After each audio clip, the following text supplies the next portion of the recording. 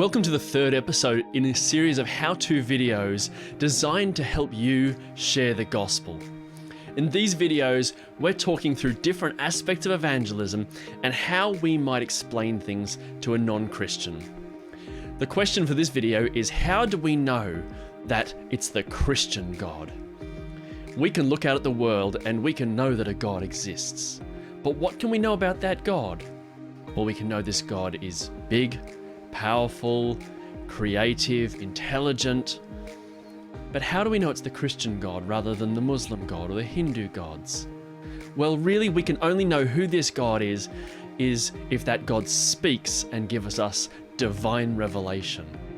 That is, this God has spoken through human agents to write down and record for us who He is, how this world works, how the afterlife works, and all those sorts of questions. Now, I would argue the reason we know it's the Christian God is because we have this book called the Bible. And that book, unlike any of its competitors, can prove that it is more than a man-made book. It is a divinely inspired book.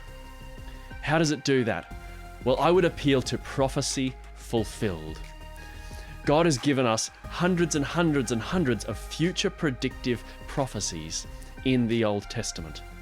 Some of those prophecies were related to things that would happen in the history of Israel, that they would be carried off into captivity by the Babylonians, or that they would return after 70 years, or that King Cyrus of the Persians would be the one to return them. But there were also lots and lots of prophecies about a coming Messiah. In fact, depending on how you count them, over 300 prophecies. How do we know if those prophets were really hearing from God or whether they were just making things up?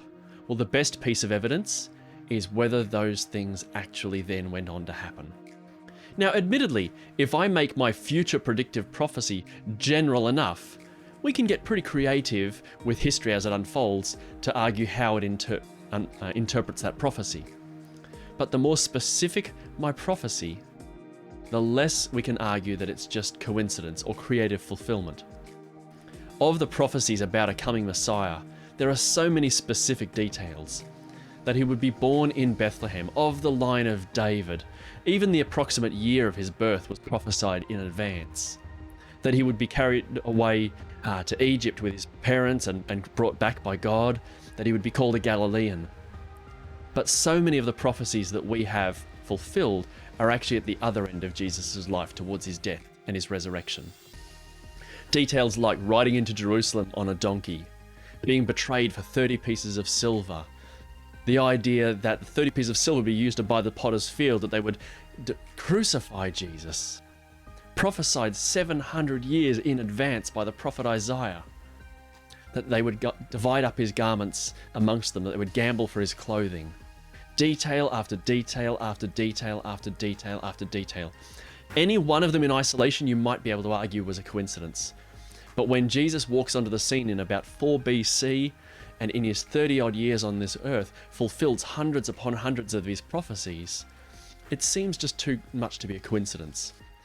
There's a famous exercise done by Professor Peter Stoner where he took just the 8 biggest prophecies about Jesus and calculated the odds of any of those 8 prophecies all happening in any one human being in all of human history. And he calculated the probability as 1 chance in a 1 followed by 17 zeros. Now, to illustrate that number, he gave an illustration that probably makes more sense to our American listeners. Let me see if I can translate it into an Australian context for you. He said that 1 chance in 10 to the 17th power was like hunting for a 20-cent piece that's been marked with a black marker pen.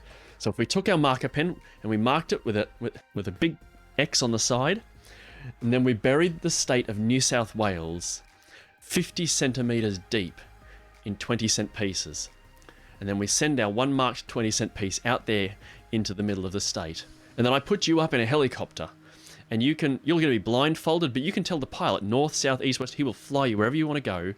But when you instruct him, he will land that helicopter, and still blindfolded, you will climb out, reach down into the mounds and mounds of 20-cent pieces, and pick up exactly that 1 marked 20-cent piece.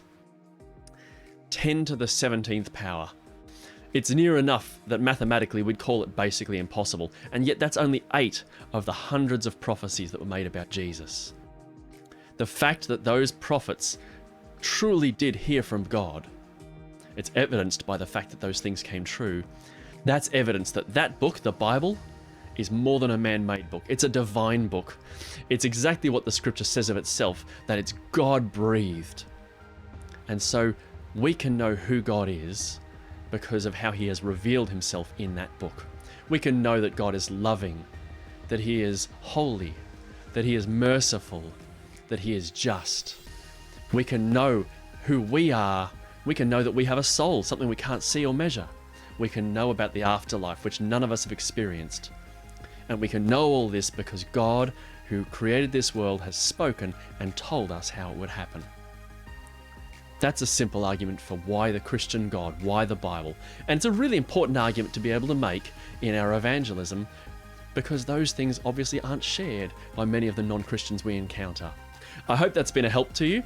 Please like and subscribe to these videos. We're going to be producing more of them in the coming days. And if you've got any other topics that you would like us to cover, please comment in the comments section below this video, and we'll do our best to try and get those questions answered. As we've been saying, please go share your faith.